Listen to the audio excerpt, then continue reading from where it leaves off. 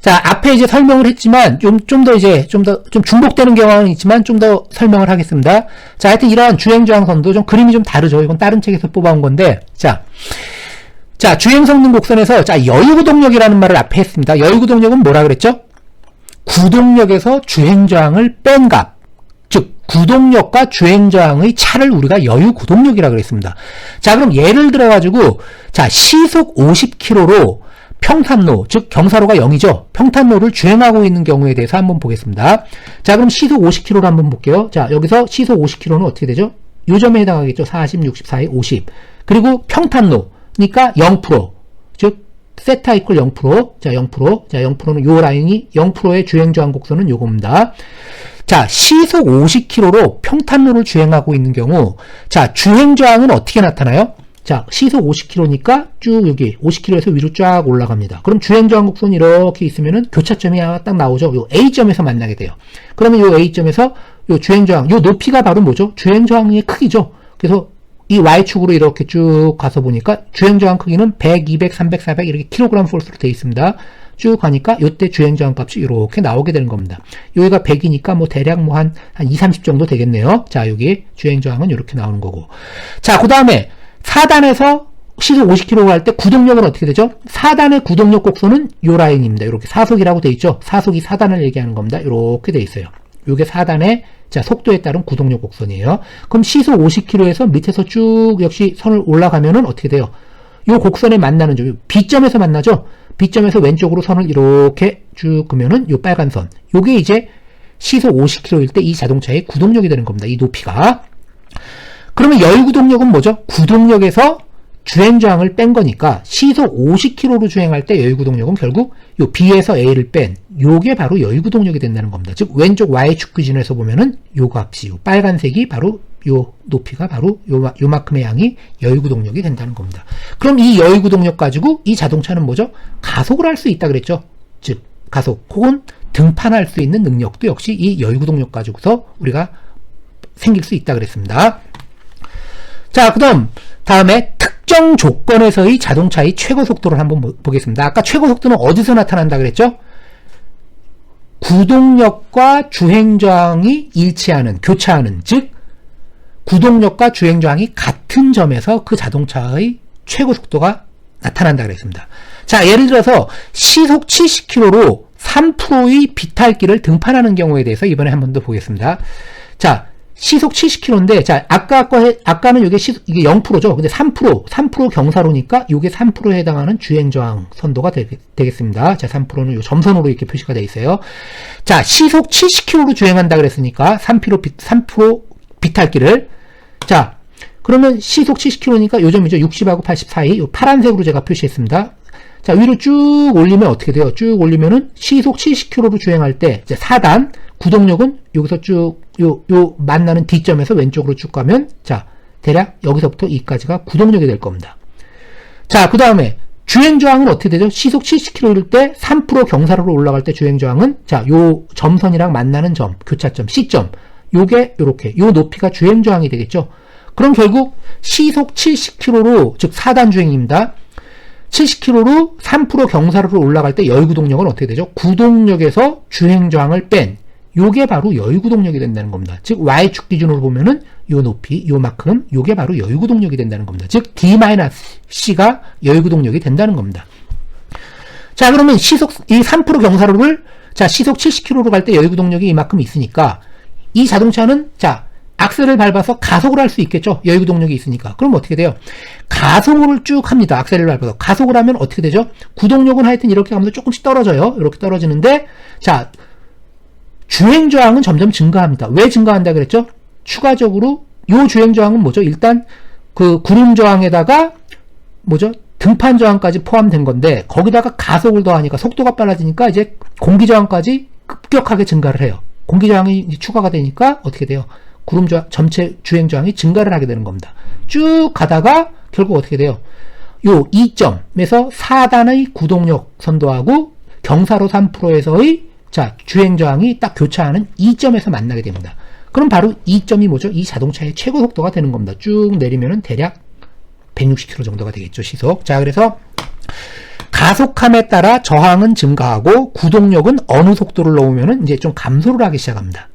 자, 즉 이거는 엔진의 RPM 토크 특성에 의해서 나타난다고 보시면 돼요. 구동력 곡선은.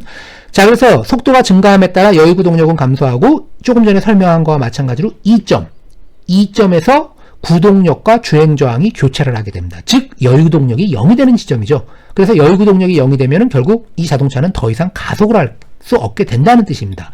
따라서 이 2점이 4단 기어에서 3%의 경사각을 등판할 때의 최고 속도가 된다는 겁니다. 대략 한 시속 160km 정도 되겠죠. 물론 4단에서 평지를 주행할 때는 교차점이 여기서 만나니까 이때는 4단 평지에서는 시속 180km가 이 자동차의 최고 속도가 된다는 뜻입니다. 즉 여유구동력이 있으면은 이 자동차는 뭐죠? 속도를 증가시킬 수 있고, 즉 구동력하고 주행저항이 크기가 같아지는, 즉 교차점일 때 그 자동차의 최고 속도를 구할 수 있다고 생각하시면 되는 겁니다. 자, 그리고 이제 앞에서 제가 설명을 깜빡 잊고서 좀 넘어갔는데, 자, 이 구동력, 이 자동차의 구동력 선도를 보시면은 이 자동차의 구동력 선도의 이 형태는 엔진의 RPM 토크 곡선하고 거의 동일한 형태로 나타나게 됩니다. 자, 우리가 앞에서 엔진의 RPM 토크 곡선이 어떻게 됐죠? 자, 속도가 RPM이 증가함에 따라 토크가 어떤 식으로 됐어요? 요런 식으로, 요렇게 됐었죠? 요런 식으로. 즉, 거의 유사하게는 나타나지만, 속도에 따라서, 엔진의 회전수에 따라서 거의 유사하게는 나타나지만, 약간 조금 RPM이 증가함에 따라 토크가 좀 증가했다가, 그 다음 어느 순간인가부터 특정 RPM을 지나면 토크가 다시 감소하는 이런 형태로 나타났습니다. 이런 형태로 이렇게 나타났어요. 엔진의 RPM 토크 곡선이.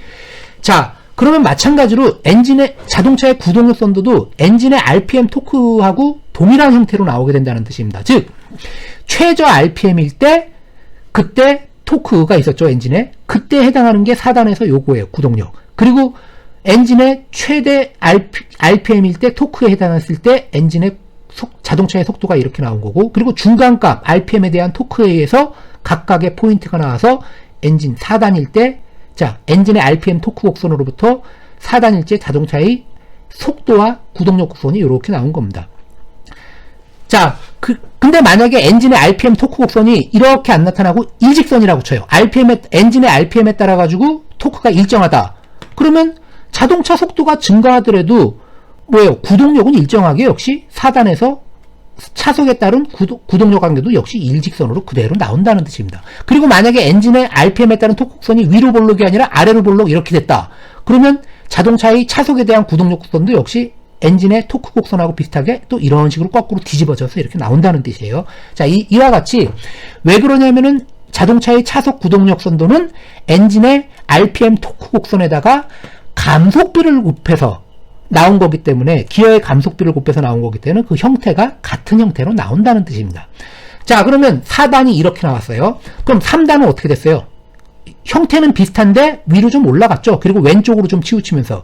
그 얘기는 뭐냐면은 엔진의 RPM 토크 곡선에서 최저 RPM일 때 토크, 바로 요겁니다. 최저 RPM일 때 엔진의 토크에서 나온 게 자동차의 구동력이 되는 겁니다. 자, 근데 4단에 비해서 3단은 어때요? 감속비가 더 크죠? 그럼 동일 RPM에 대해서 당연히 뭐예요? 감속비가 크니까 토크는 올라가고, 그죠? 구동력은 올라가고, 동일 RPM에 대해서, 자, 감속비가 감속비가 크니까 타이어의 회전 속도는 줄겠죠? 그러니까 뭐예요?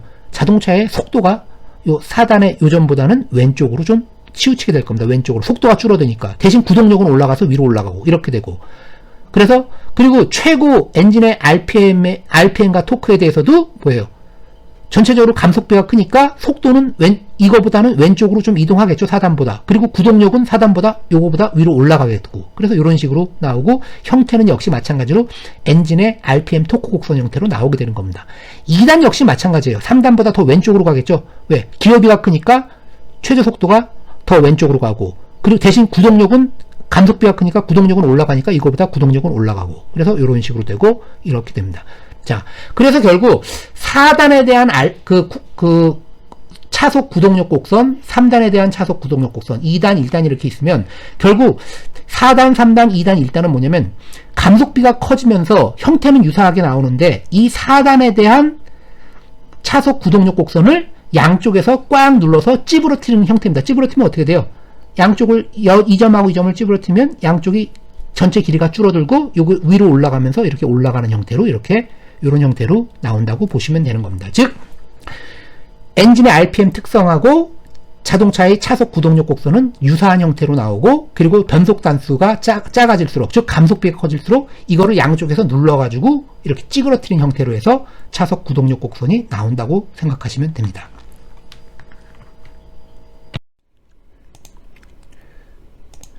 자, 그래서 자동차의 최고 속도는, 자, 우리가 앞에서 계속 설명을 했지만 결국 최고 속도는 결국 어디서 나타난다 그랬죠? 자, 최고 단수, 그 자동차의 최고 단수죠. 최고 단수, 즉 탑기어, 뭐 4단이든 5단이든, 자, 자동차의 탑기어로 평탄로, 평지를 주행할 때 낼 수 있는 최고 속도를 우리가 그 자동차의 최고 속도라고 한다는 겁니다. 자, 그리고 이 최고 속도는, 자, 평탄로의 주행저항 곡선, 즉 평탄로는 뭐죠? 0%, 평탄로의 주행저항 곡선과 최고 단수, 여기서는 4단이 최고죠. 4단 최고 단수의 구동력 곡선이 교차하는 점, 바로 여기죠. 즉 이 점이 결국 뭐죠? 여유구동력이 0이 되는 점에서 바로 최고 속도를 낼 수 있다는 뜻입니다. 그래서 이 여유구동력이 교차하는 점 아래로 쭉 내리면은 그때 속도는 어떻게 되죠? 180km가 되겠죠. 그래서 이 자동차의 최고 속도는 바로 시속 180km가 된다는 뜻입니다. 그래서 자동차의 최고 속도는 기준이 뭐냐면은 그 자동차의 최고 단수에서 경사로가 없는, 즉 평탄로에서 낼 수 있는 최고 속도를 바로 그 자동차의 최고 속도라고 한다고 할 수 있습니다.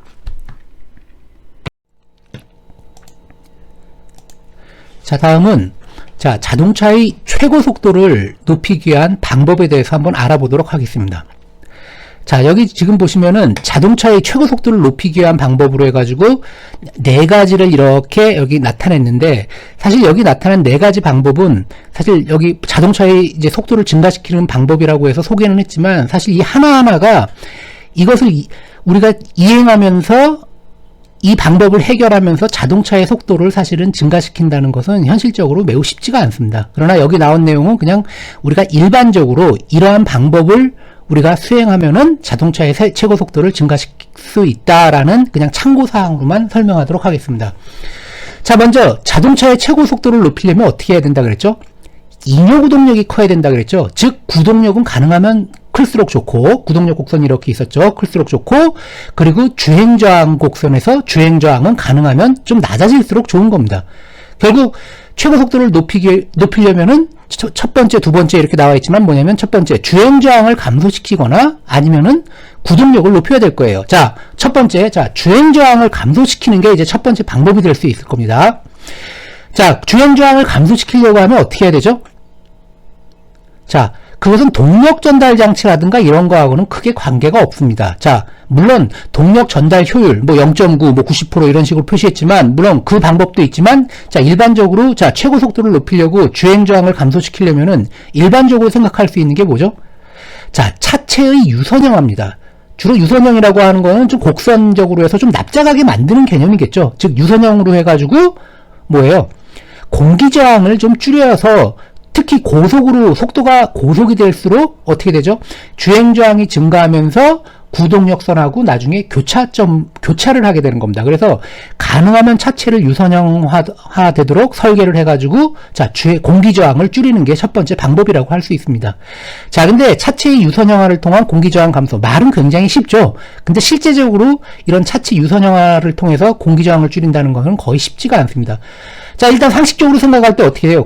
공기저항 줄이려면, 즉 유선형으로 하려면 어떻게 하면 되죠? 납작하게 하면 되죠.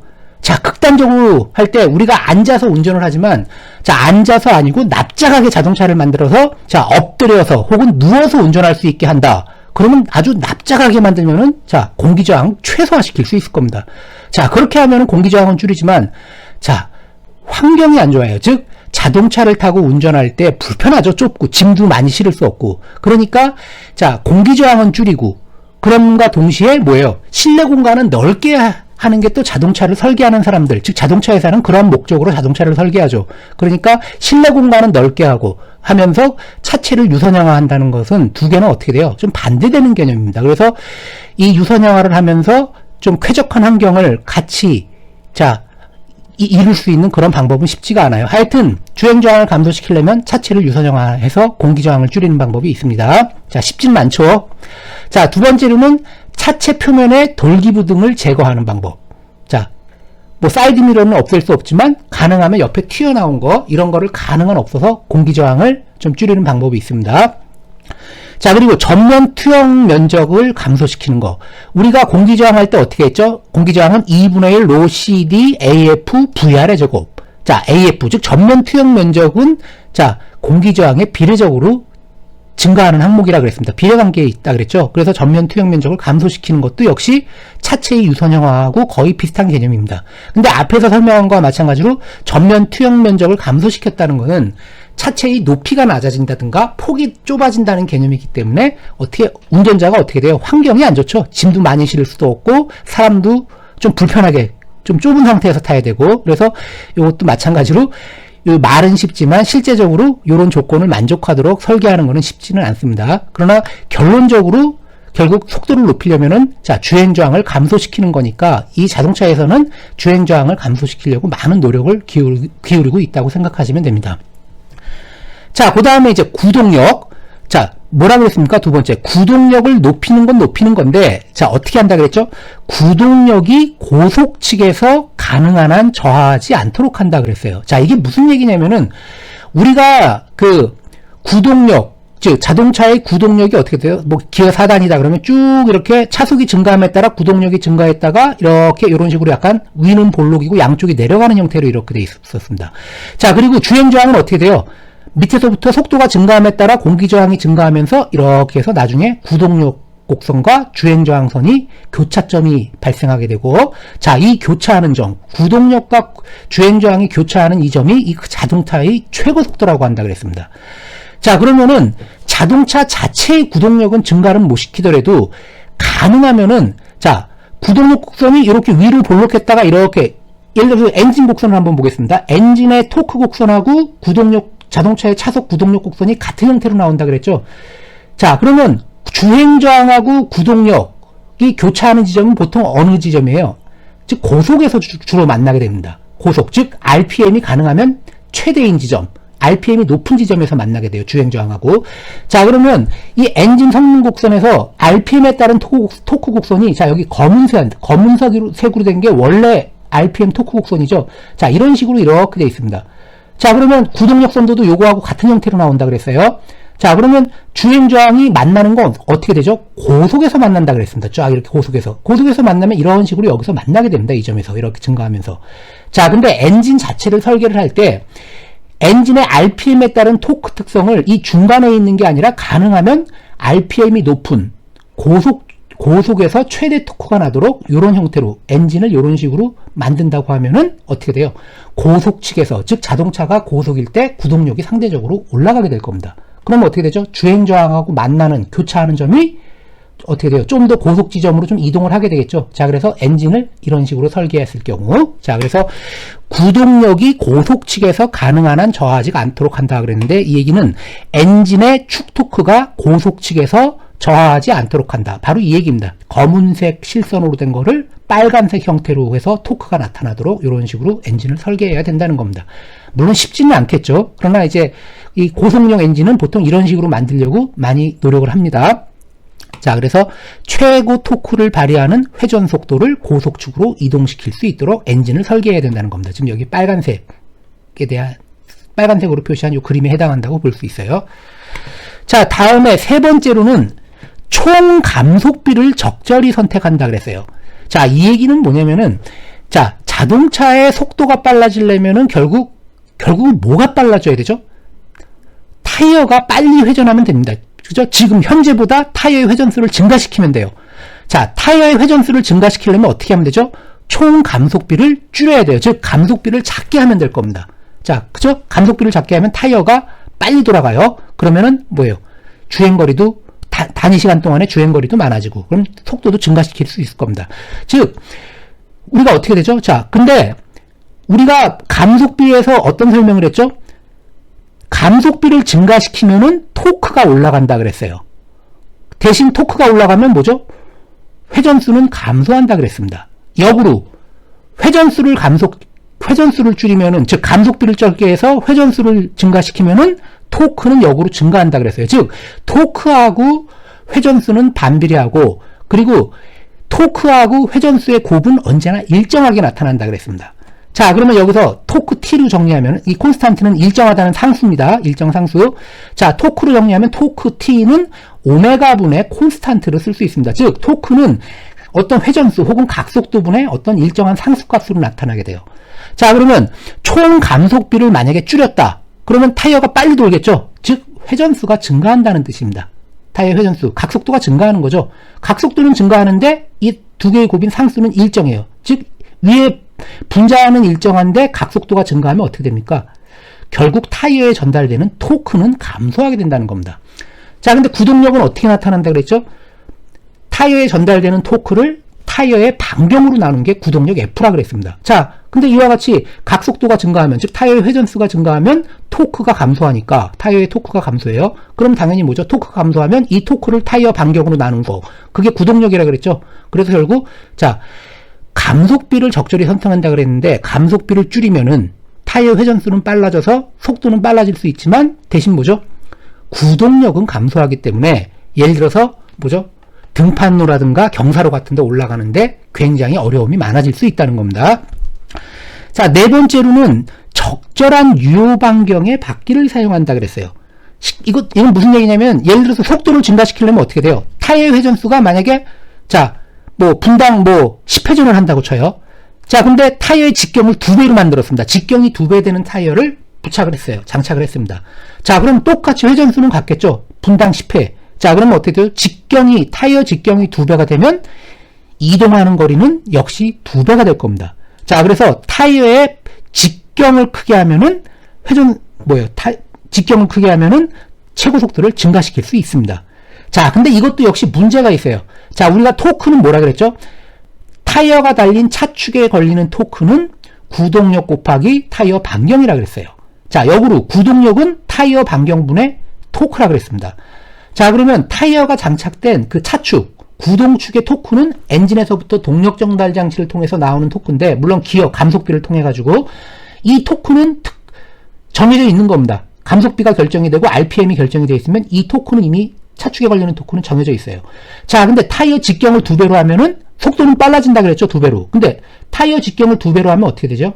즉 토크를 타이어 반경으로 나눈 걸 구동력이라고 한다 그랬는데, 직경이 2배가 되면, R이 2배가 되면 어떻게 되죠? 구동력은 반으로 줄어들게 된다는 겁니다. 즉 타이어 직경을 2배로 해서 자, 크게 해가지고 자동차의 속도를 증가시키면 대신 구동력은 그거에 반비례하는 형태로 나타나게 된다는 겁니다. 자, 그래서 자, 1, 2번은 하여튼 간에 최고 속도를 높이는 영향을 그냥 단순히 할 수 있고, 자, 근데 3, 4번은 즉 감속비를 줄이거나 아니면 타이어 직경을 크게 하는 경우는 속도는 증가시킬 수 있지만, 자, 마이너스 요인으로 뭐죠?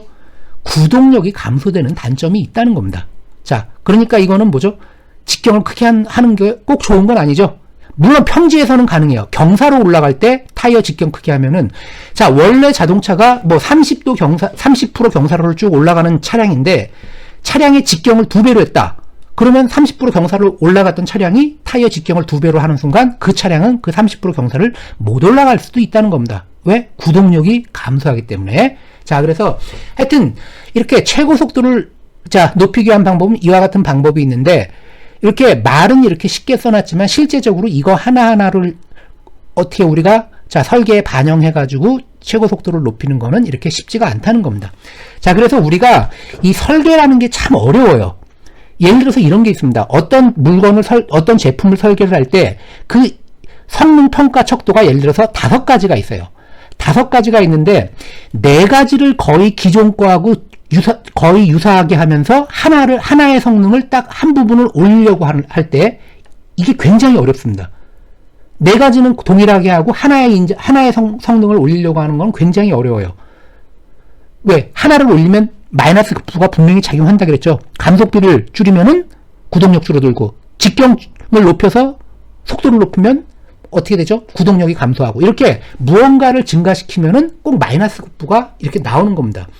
자, 그래서 설계라는 게 그래서 어려운 게 기존 거 4가지 성능 평가 척도가 있을 5가지가 있을 때 4가지는 거의 유사하게 하면서 동일하게 하면서 하나를 올리는 거. 이게 무지하게 어렵다는 겁니다. 근데 4가지 중에서 예를 들어서 5가지 중에서 4가지를 포기하고 하나만 아주 급격하게 올리고 싶다. 이건 굉장히 쉬워요. 그 얘기는 이거하고 마찬가지입니다.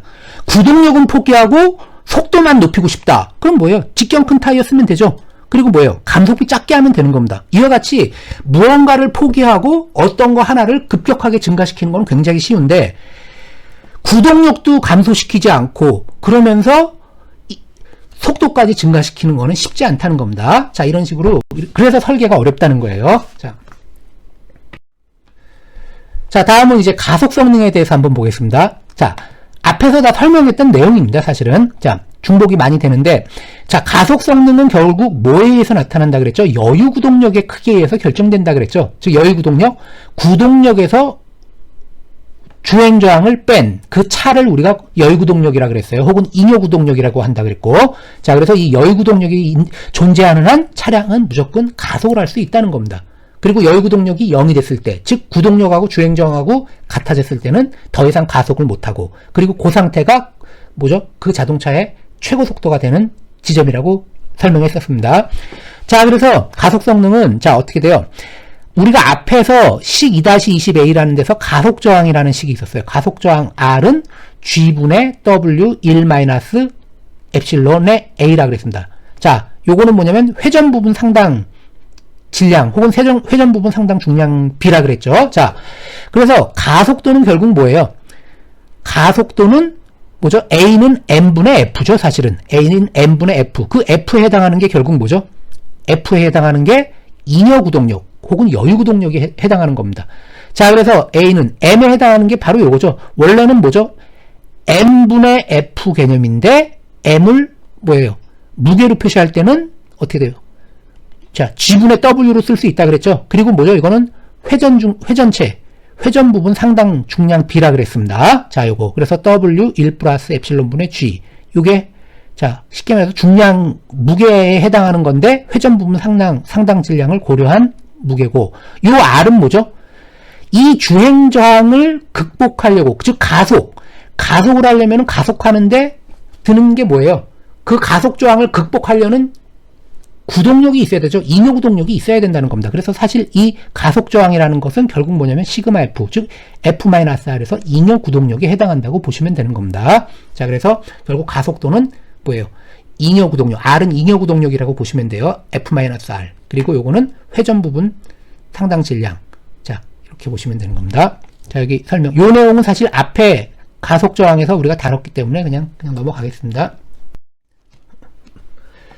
자, 예제 한번 풀어보겠습니다.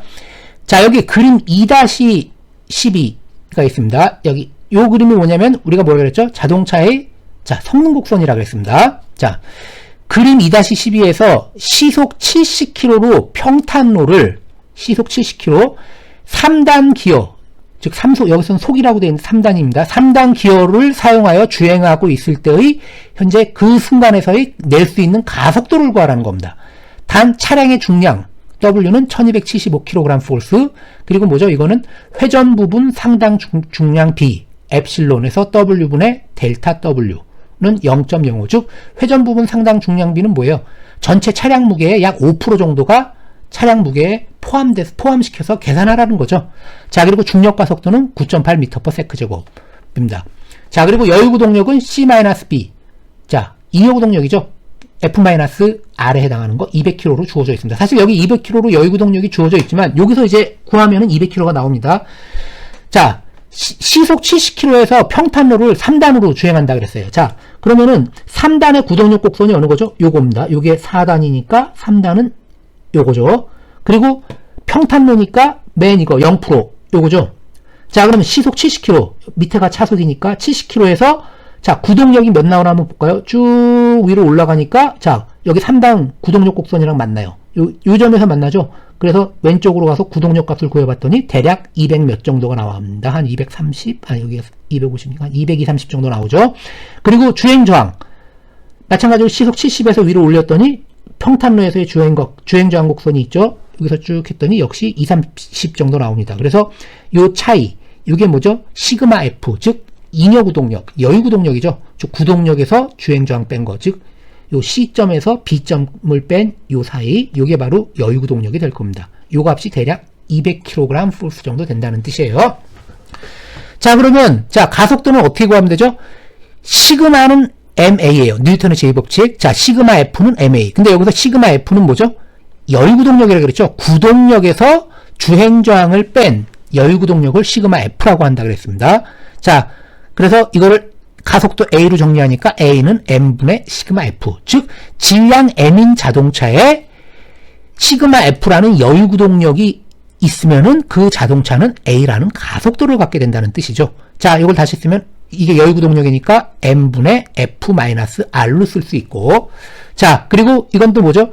순수한, 자, 질량이, 자동차의 질량이 이거지만, 자, 실제적으로는 자동차 자체의 병진 가속도도 있지만, 그 안에 엔진에서부터 구동축까지 동력이 전달되면서 뭐요? 기어라든가 회전체가 굉장히 많죠? 그 회전체에 의해서 회전 부분 상당 질량이 또 추가가 된다 그랬습니다. 자, 그래서 요거는 M은 뭐죠? M의 1 플러스 엡실론. 그래서 이 엡실론은 회전 부분 상당 질량 B라 그랬죠. 요게 0.05라 그랬습니다. 즉, W분의 W, 델타 W. 자, 그래서, 그리고 위에는 F-R이고. 자, 근데 이게 질량인데, 우리가 질량은 또 어떻게 쓰면 돼요? 질량은 G분의 W로 쓸 수도 있죠. 그래서 이걸, 왜? 문제에서는 질량, 자동차의 질량으로 주어진 게 아니라 무게 W로 주어졌잖아요. 근데 W는 mg니까 질량 M은 G분의 W로 쓸 수 있습니다. 그래서 M 대신에 G분의 W로 쓰면은 이 식은 결국 W의 1 플러스 엡실론분의 F-R, 이게 잉여구동력 혹은 여유구동력에다가 중력가속도 G. 자, 이렇게 될 겁니다.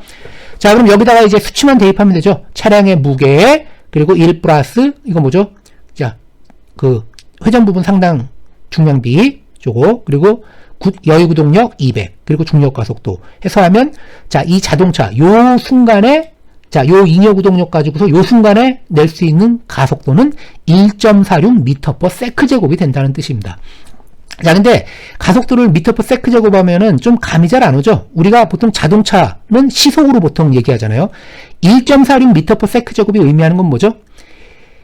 1초 동안에 이 자동차는 속도가 1.46m/s만큼 1초마다 계속 증가할 수 있다는 겁니다. 속도가 빨라질 수 있다는 거죠. 자, 그래서 이거를 시속 단위로 하면 뭐죠?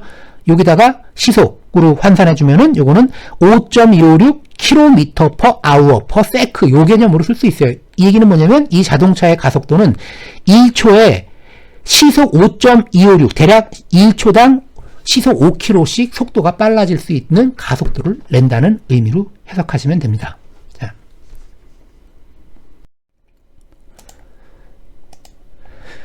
우리는 앞 페이지에서 여유구동력이 크면은 자동차의 가속 성능이 향상된다고 그랬습니다.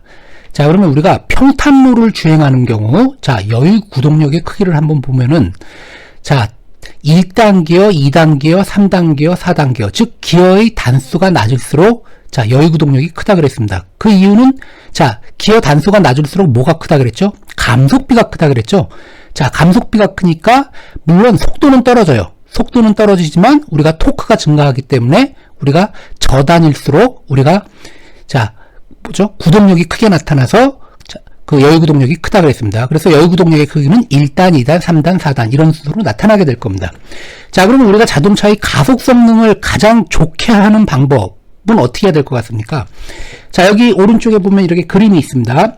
자, 여기 보면은 뭐 자동차의 가속 성능이라고 해가지고 X축은 자동차의 주행 속도고 Y축은 자동차의 구동력 혹은 주행 저항 또는 뭐 구동 토크, 주행 저항 토크라고 되어 있는데 자, 지금 이게 뭐냐면 우리가 평탄로를 주행할 때 자동차의 주행 저항을 나타내는 곡선입니다. 자, 요게 뭐라 그랬죠? 요게 일반적으로 요게 구름 저항이라 그랬죠? 그런 다음에 속도가 증가함에 따라 이렇게 공기 저항이 추가가 돼 가지고 이렇게 자, 주행 저항이 증가하는 형태로 이렇게 나타난다 그랬습니다. 자, 그리고 차속에 따른 구동력 곡선. 자, 이게 4단, 3단, 그리고 2단, 1단 이런 식으로 자, 차속에 따른 구동력 곡선이 이렇게 나와 있습니다. 물론 단수별로도 이렇게 나와 있죠. 자, 그러면 가속 성능을 가장 좋게 하려면은 처음에 자동차가 정지 상태에서부터 이제 출발을 합니다. 자, 출발을 하면은 처음에 굉장히 저속이죠. 쭉 가다가 여기서 즉 V0에서 V1 이 상태로 우리가 속도를 증가시키려고 해요. 자, 그러면은 자, 지금 주행저항은 어떻게 됩니까? 주행저항 곡선은 요거고 각각의 단수에 따른 구동력 곡선은 여기 이렇게 나타나 있습니다. 자, 그러면 요 속도 구간에서 V0에서 V1 속도 구간이죠. 상당히 저속이에요. 요 속도 구간에서 구동력이 구동력이 아니라 잉여 구동력이 가장 큰 경우는 어느 경우죠? 자, 1단이 가장 잉여 구동력이 큽니다.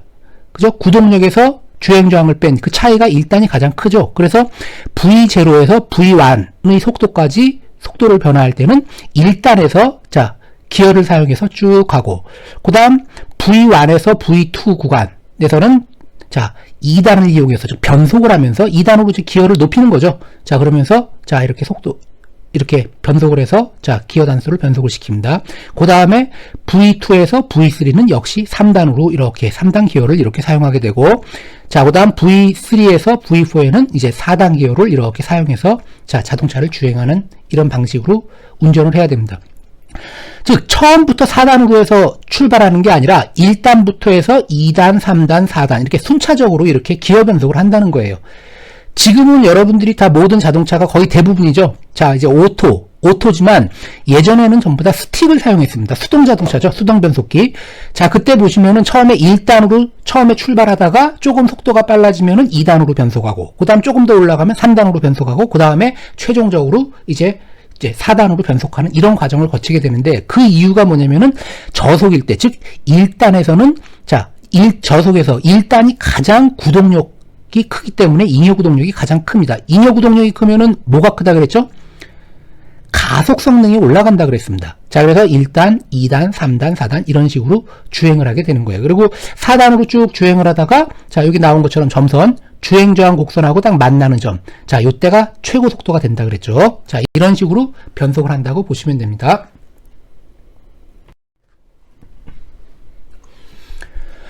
자, 그리고 이제 가속 성능을 그럼 향상시키는 방법에 대해서도 알아보겠습니다.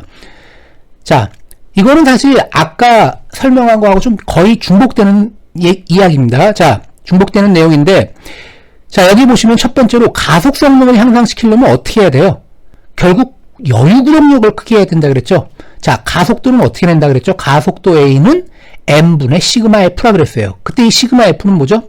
구동력에서 주행저항을 뺀, 즉 여유 구동력이라 그랬습니다. 그래서 가속력은 M분의 F, 구동력 빼기 운동저항, 즉 M분의 F-R이 된다 그랬습니다. 자, 그래서 결국 가속 성능을 향상시키려면은 자, 구동력은 가능하면 크고, 그리고 가능하면 주행저항은 작도록 이렇게 해야 될 겁니다. 자, 그럼 한번 볼게요. 자, 결국은 가속 성능을 향상시키려면 여유구동력을 크게 해야 된다 그랬는데, 그 첫 번째는 뭐죠? 자, A번 주행저항을 작게 해야 된다는 겁니다. 자, 여기 그죠? 여유구동력 F-R인데 자, R을 작게 하면은 당연히 여유구동력이 커지겠죠. 그래서 첫 번째는 주행저항을 작게 한다는 겁니다. 주행저항을 작게 하려면은 어떤 방법이 주로 있다 그랬죠? 여러 가지 방법이 있겠지만 뭐 차체의 유선형화라든가 뭐 돌기부를 제거한다든가 자, 여러 가지 요인이 있겠지만 하여튼 근데 이제 차체 유선형화라든가 뭐 전면 투영 면적을 줄인다든가 이런 주로 이제 공기저항을 많이 줄이면 되는데, 앞에서도 얘기했지만 이게 말은 굉장히 쉽지만 사실 설계 단계에서 이 주행저항을 줄인다는 거는 굉장히 쉽지는 않아요. 하여튼 원론적으로 보면은 하여튼 여유구동력을 크게 하려면은 자, 주행저항을 작게 해야 된다는 뜻입니다. 자, 그 다음에는 엔진의 축토크를 증가시키는 것도 하나의 방법이에요. 자, 우리가 구동력은 어떻게 계산된다 그랬죠? 구동력, 자동차의 구동력 F는 자, 엔진의 토크에다가 자, 엔진에서부터 최종 구동축까지의 감속비, 즉 변속기하고 종감속기의 곱으로 나타나는 거죠. 총 감속비를 곱한 거. 이게 뭐죠? 최종 구동축, 즉 타이어에 전달되는 자, 토크라 그랬습니다. 토크. 자, 근데 타이어에 전달되는 동안 엔진의 모든 동력이 100% 전달되지는 않는다 그랬죠. 가다가 손실이 있다 그랬습니다. 그래서 동력 전달 효율. 자, 요거를 곱해줘요. 보통 뭐 효율이 90%다 그러면 0.9 이런 식으로 나타나겠죠. 그래서 TEI 에타 요게 뭐냐면은 타이어에 전달되는 토크라 그랬습니다. 그리고 이 토크를 타이어 반경으로 나눠주면은 이게 바로 타이어의 구동력이라 그랬어요. 자, 그럼 이 식에서 볼 수 있듯이 엔진의 축토크, 즉 T이죠. 엔진의 축 토크를 증가시키면은 결국 뭐가 증가하죠? 구동력이 증가하게 될 겁니다. 당연히. 첫 번째 A번은 주행 저항을 작게 함으로써 여유 구동력을 크게 하는 방법이고, 두 번째 엔진의 축 토크를 증가시키는 거는 뭐예요? 구동력이죠. 구동력을 증가시켜서 여유 구동력을 증가시켜서 가속 성능을 향상시키는 방법이라고 할 수 있습니다. 자, 그러면 엔진의 축 토크를 증가시킨다는 것은 무슨 의미죠? 다른 의미로 보면은 엔진의 현재보다 엔진의 용량을 크게 한다는 뜻이에요. 엔진의 용량을 크게 하면은, 즉 엔진의 마력수를 일반적으로 크게 한다고 보시면 되겠죠. 엔진의 마력, 즉 용량을 크게 하면은 당연히 토크가 증가하게 될 테고, 그러면은 구동력은 증가한다 그랬습니다. 자, 그러면은 제가 앞에서 그런 설명을 했어요. 자동차의 구동력은 1과 2에 의해서 나타나는 구동력 중에서 작은 값에 의해서 결정된다 그랬어요. 즉 다시 말해서 1번은 뭐죠? 축하중 곱하기 마찰계수에서 나오는 구동력이 하나가 있고, 그 다음 엔진부터 동력 전달 과정을 통해서 나타나는 두 번째 구동력이 또 하나 있다 그랬어요. 그리고 그 두 가지 중에서 작은 값에 의해서 구동력이 결정된다 그랬습니다. 자, 그러면은 자, 여기 엔진의 용량을 증가시켰어요. 마력수를 증가시키면은 자, 구동력이 증가된다 그랬죠. 자, 근데 엔진의 용량을 무한정 증가시킬 수는 없어요. 그렇지만 엔진의 용량을 증가시키면은 구동력은 증가는 되지만, 자, 이런 경우가 있을 수 있죠. 축하중 곱하기 마찰계수에서 나오는 구동력이 만약에 100인데 엔진의 현재 구동력이, 토크에서 나오는 구동력이 80이에요. 자, 그러면 엔진의 용량을 증가시켰어요. 토크를 증가시키면은 축하중 곱하기 마찰계수에 의한 구동력이 100이니까 엔진의 토크를 증가시키면은, 즉 엔진의 용량을 증가시키면은 이 구동력은 80보다 점점 커지면서 증가가 돼가지고 100 이상으로 될 수가 있습니다. 자, 그러면 엔진에 의해서 나오는 구동력이, 엔진의 용량을 증가시켜서 나오는 구동력이 만약에 200이라는 값이 됐다고 칩시다. 엔진을 확 증가시켜서. 자, 그러면 최종 구동력은 뭐에 의해서 결정이 되죠? 엔진에 의해서 나오는 구동력은 200인데 축하중 곱하기 마찰계에서 나오는 구동력은 만약에 100이에요. 그럼 결국 최종 구동력은 100에 의해서 축하중 곱하기 마찰계수에 의해서 나온다는 겁니다. 자, 그러면은 엔진의 용량을 증가시켰는데도 어차피 구동력은 최대 100까지밖에 나올 수가 없어요. 지면에서 낼 수 있는 구동력이 100이기 때문에. 자, 그러면 엔진의 용량을 증가시켰을 때, 즉 다시 말해서 축 토크를 증가시켰을 때 그럼 어떤 효과가 있느냐? 이제 플러스 요인이 있어야 되겠죠. 그죠? 구동력은 어차피 100 이상을 넘어갈 수가 없어요. 100을 초과할 수는 없는 겁니다. 그러나 이 엔진의 용량을 증가시켜서 축 토크를 증가시키면 최대 구동력은 어차피 지면에서 낼 수 있는 구동력 100을 초과할 수는 없습니다. 즉 헛바퀴를 돌면서 100을 못 넘어가요. 자, 그렇지만 최대 구동력, 힘은 어차피 축하중 곱하기 마찰계수를 넘어갈 수 없지만 매 순간순간에 뭐가 더 크냐면은 가속 능력은 더 향상될 수 있다는 겁니다. 즉 엔진의 용량을 크게 하면, 즉 축 토크를 증가시키면은 최대 구동력은 축하중 곱하기 마찰계수를 넘어갈 수 없지만 순간 가속력은 증가시킬 수 있다는 얘기가 되는 겁니다. 그래서 엔진의 용량을 증가시키면 장점은 가속 능력을 좋게 한다는 게 가장 큰 요인이라고 할 수 있습니다. 우리 보통 스포츠카 굉장히 비싼 거 있죠. 뭐 람보르기니라든가 이런 거. 자, 그런 차들 보면은 일반 대형차보다 무게가 작아요. 그죠? 그러니까 결국 뭐죠? 엔진 용량은 근데 굉장히 크잖아요. 용량이 커봐야 차량 무게가 가볍기 때문에 구동력은 어차피 낼 수 있는 구동력은 축하중 곱하기 마찰계수 그 이상 낼 수가 없습니다. 근데도 마력수를 높이는 이유가 뭐냐면은 최대 구동력은 한도가 있지만 가속 능력을 좋게 하기 위해서 엔진의 용량, 스포츠카에는 엔진의 용량을 증가시킨다고 생각을 하시면 됩니다. 자, 그 다음 C번 세 번째는 뭐냐면 총 감속비를 크게 하는 경우도 여유 구동력을 증가시킬 수 있어요. 크게 할 수 있죠. 자, 이거는 요식에서 마찬가지죠. 자, 감속비 I값이 커지면 어떻게 되죠? 그럼 결국 아까 위에 있는 항이 뭐라 그랬어요? TIN 세 개를 곱한 게 요거는 엔진의 토크고, 요 위에 있는 세 개를 곱한 게 결국 뭐예요? 차축, 즉 다시 말해서 타이어에서 낼 수 있는 토크라 그랬습니다. 자, 근데 감속비, 즉 I값을 증가시키면 어떻게 돼요? 타이어에서 낼 수 있는 전체 토크가 증가한다는 겁니다. 그러니까 토크가 증가하니까 당연히 구동력이 커지겠죠. 자, 구동력이 커지니까 당연히 여유 구동력도 역시 커지게 돼서 가속 성능도 좋게 될 겁니다. 자, 물론 근데 이 C번 같은 경우는 자, 감속비를 크게 하면은 결국 구동력은 커지지만 감속비를 크게 하면은 결국 어떻게 된다 그랬죠? 타이어의 회전수는 줄어든다 그랬습니다. 즉 감속비를 크게 하면 구동력은 커지지만 자동차의 속도는 감소하는 그런 단점도 있습니다. 자, 그 다음 네 번째로 구동바퀴의 유효 반경을 작게 한다 그랬어요. 즉 타이어의 반경, 작은 타이어를 사용한다는 거죠. 직경이 작은. 자, 그러면 구동력은 뭐라 그랬죠? 차축, 즉 타이어가 연결된 차축에 걸리는 토크를 타이어 반경으로 나눠준 거를 우리가 구동력이라고 한다 그랬어요. 자, 근데 여기서 타이어 반경을 작게 하면 어떻게 됩니까? R값이 줄어드니까 토크는 동일하다고 하더라도 차축에 걸리는 토크가 동일할 때 R값을 줄여주면은 당연히 구동력은 증가하게 될 겁니다.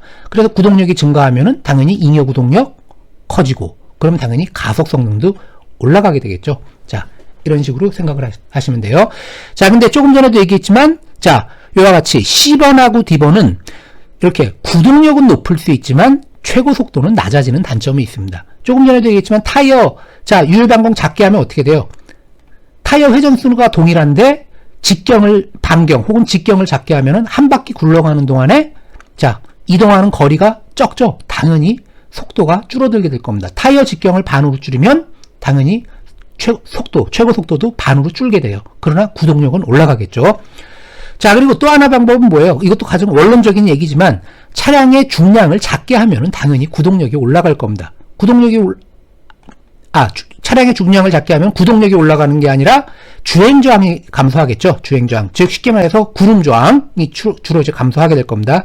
자, 뉴턴의 제2법칙 시그마 F 이퀄 MA에서 가속도 A는 아까처럼 M분의 시그마 F인데, 자, 당연히 이게 뭐예요? 이게 잉여 구동력이라 그랬죠. F-R. 근데 차량의 질량을 작게 해보세요. 당연히 가속도는 증가하게 될 겁니다. 그래서 차량의 중량을 작게 하면 자, 차량의 가속 성능은 증가시킬 수 있게 되는 겁니다. 자, 그래서 보통 요새 보면은 뭐 자동차 같은 경우 가속 능력을 좀 좋게 하기 위해서 차량의 중량을 줄이려는 노력이 굉장히 크게 많은 연구가 이루어지고 있습니다. 근데 차량의 중량을 작게 하려면 어떻게 하면 돼요? 철판을 얇게 하면 되겠죠. 자, 근데 그렇게 하면 교통사고 나면 대형사고 사람 다 죽겠죠. 그래서 금속의 무게는 가벼우면서도 강도를 높일 수 있는 그런 소재에 대한 연구가 굉장히 활발히 진행되고 있다고 생각하시면 돼요. 자, 다음은 등판 성능에 대해서 한번 보겠습니다. 자, 변속기, 즉 감속이죠. 감속시키는 거, 감속. 즉 기어 변속, 기어의 변화를 줘가지고 자, 속도라든가 토크의 변화를 주는 변속기입니다. 자, 이러한 변속기는 등판 성능의 개선을 위해 중요한 역할을 수행한다 그랬어요. 즉 변속비 혹은 감속비 같은 말이죠. 즉 감속비를 크게 하면 등판 능력을 향상시킬 수 있습니다. 이건 앞에서도 계속 설명했습니다. 감속비를 크게 하면은 결국 뭐죠? 타이어의 회전 속도가 주는 거죠. 그러면 당연히 어떻게 돼요? 감속비가 2배가 되면 토크가 2배가 된다 그랬습니다. 물론 회전 속도는 반으로 줄고, 그래서 구동력이 커지기 때문에 자, 감속비를 크게 하면 토크가 증가하고, 그래서 구동력이 커지기 때문에 당연히 등판 능력을 향상시킬 수 있습니다. 자, 그러나 변속비가 너무 클 경우에는 어떻게 된다 그랬죠? 감속비하고 즉 토크하고 회전 속도, 타이어의 회전 속도하고는 반비례 관계라 그랬죠. 자, 그래서 변속비가 너무 클 경우에는 회전 속도가 감소하기 때문에 등판 속도는 저하되는 단점은 있습니다. 자, 그러면 자동차가 최대로 등판할 수 있는 경사도, 즉 등판 성능은 어떤 식으로 나타나냐면은 sin 세타 이퀄 W분의 P라는 식으로 우리가 구할 수가 있습니다. 이게 바로 그 자동차의 등판 성능이에요. 즉 sin 세타 값이 바로 등판 능력이라고 보시면 되는 겁니다. 자, 이때 P는 뭐냐면은 그 여유 구동력을 얘기하는 겁니다. 즉 P는 시그마 F, 즉 다시 말해서 구동력에서 주행 저항을 뺀 거, 이게 바로 여유 구동력인데 이 여유 구동력을 P라고 여기서 놨습니다. 그리고 W는 차량의 총 중량, 그리고 세타는 이 차량이 등판할 수 있는 최대 경사 각도라고 보시면 돼요. 자, 우리가 앞에서 등판 저항이라는 거를 배웠어요. 등판 저항. 예를 들어서 자동차가 세타인 경사도를 이렇게 올라갈 때, 자, 그때 자동차의 무게가 W입니다. 그럼 W면은 이 자동차는 이 경사 노면에 대해서 수직 방향 성분과 수평 방향 성분으로 우리가 분력으로 나눌 수 있다 그랬어요. 자, 그때 이 수평 방향 성분의 분력, 즉 진행 방향에 대해서 반대 방향으로 이렇게 아래쪽으로 내려가는 방향으로 작용하겠죠. 즉 차량을 가만히 중립에 놓으면은 밑으로 이 W, 즉 다시 말해서 등판 저항, 요 값이 뭐죠? W 사인 세타죠. W 사인 세타만큼 밑으로 아래로 내려가려고 하는 성질이 있게 될 겁니다. 자, 그러면 이 세타만큼 경사로로 올라가려면 어떻게 되겠어요? 최소한 구동력이 밑으로 밀려 내려가려는 것보다 그 이상의 구동력을 발생시켜야만 이 자동차는 올라갈 수 있게 될 겁니다. 자, 그래서 결국 이때 낼 수 있는 구동력, 그 구동력이 바로 뭐죠? 근데 여기서 참 내려가려고 하는 저항은 등판 저항도 있지만, 즉 이렇게 W 사인 세타도 있지만 타이어 자체 구름 저항도 역시 포함되겠죠. 그거를 극복하고서 올라가려면은 등판 저항, 즉 밑으로 내려가려면 W 사인 세타하고 또 구름 저항 두 개의 한 만큼의 구동력을 노면에서 내야지 여기 굴러갈 수 있을 겁니다. 올라갈 수 있겠죠. 자, 그래서 결국 이게 뭐죠? P가 잉여 구동력이라 그랬습니다. 이 잉여 구동력은 W가 이쪽으로 넘어가면 어떻게 돼요? W 사인 세타. 자, 이게 등판 저항입니다. 자, 그래서 이 P가 잉여 구동력이라 그랬는데 F-R. 결국 이렇게 F-R은 이쪽으로 넘어가서 W 사인 세타하고 같을 때, 즉 엄밀히 말하면 그거 이상 될 때 여기를 올라갈 수 있다는 겁니다. 자, 잉여 구동력이 W 사인 세타보다 크다. 그러면 당연히 계속 올라갈 수 있는 거고, 올라가고 못 올라가고의 경계점이 어딥니까? 사인 세타인 경사면을 올라가고 못 올라가게 되는 그 경계점은 바로 뭐죠? 이 잉여 구동력이 자, W 사인 세타하고 딱 일치하는 그 순간이 자, 이 경사로를 올라갈 수 있는 임계점이 된다는 겁니다. 자, 그래서 자, 경사도 최대로 등판할 수 있는 경사도는 사인 세타 이꼴 W분의 P, 그리고 P는 잉여 구동력이라 그랬죠. 그리고 이거를 굳이 세타로 정리하면 어떻게 되죠? 세타는 아크 사인 W분의 P로 구할 수 있습니다. 즉 잉여 구동력을 차량의 총 무게로 나눠주면은 이 차량이 그 등판할 수 있는 자, 경사 각도 세타를 이렇게 구할 수 있습니다.